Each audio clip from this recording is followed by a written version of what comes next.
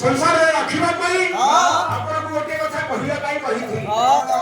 परम शास्त्र भागवत अभ्यास करुथि माने भागवत हेउछि धर्म भागवत अक्षर अनुसार अर्थ मनुष्य ताकू शांति मध्य दान करी तार पाठ्य कले आज्ञा ताकू दिग्दर्शन हेई थाए केमिति हेई थाए किछि सेवा कहार मार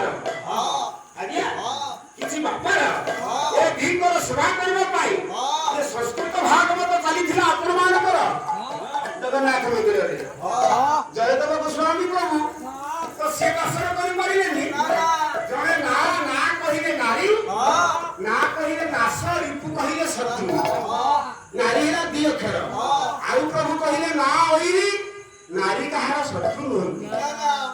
ना कहिले नारायण रिपु कहिले ब्रह्म प्रभु नारी से ओइरी कहार शत्रु होंती किंतु विपद पड़िले जगतरे आपण पुराण शास्त्र सुनिले नारी पई जगतरे दुष्टमान गमन हेले मार कोमल हृदय को दिया छुईला से संसार रो पात्र ध्वंस हैला आज्ञा तेणु ये महाआश्रय करी भगवान दासंकर मां पद्मावतींकर पुरो आपण माने शुणुती से हेले जगन्नाथ दास जी आपण मानकर ओडिया भागवत लिखिछंती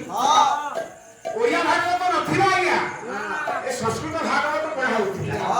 मसाला गला होई संस्कृत भागवत पढ़ा होतिला आज्ञा पढ़ा हेला बेले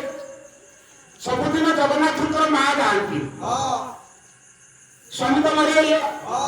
तेणु टिके प्रभुଙ୍କର नामକୁ दर्शन टिके श्रवण करी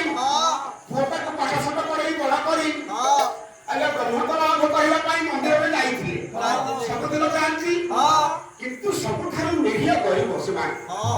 ମହାବାଳ ଆଉ କିଏ ପୋଷିବାକୁ ଅଛି ପୁଅଟି ତ ପାଠ ପଢୁଛି ତେଣୁ ଆଉ ପଇସା କୋଉଠୁ ଆସିବ ଏମିତି ସବୁଦିନ ଗଲାବେଳେ ये पुराण पोना मानकर विचार गोटे हैला कहला कोन करिया तेल तो सरी गलानी मसाला सरी गलानी आउ जिए काली खाली आसीबो तांको पई सेट बला जुगरे आज्ञा 7 अणा पैसा धार्य करा होला 16 अणा थिला 16 अणा रु 7 अणा पैसा धार्य करा होला 7 अणा पैसा आनिले तेल मसाला दियासिल इत्यादि भोग किना हबो समस्त को आनिबा पड़िबो आगे ये कथा पद्मावती सुनिले कहले कोन करबी काली तो टंका थिला जे दियना थिला जे पुओ को देइथिली आज तो मो निकट में किछि पैसा नहीं काली भी आउ तो पैसा नहीं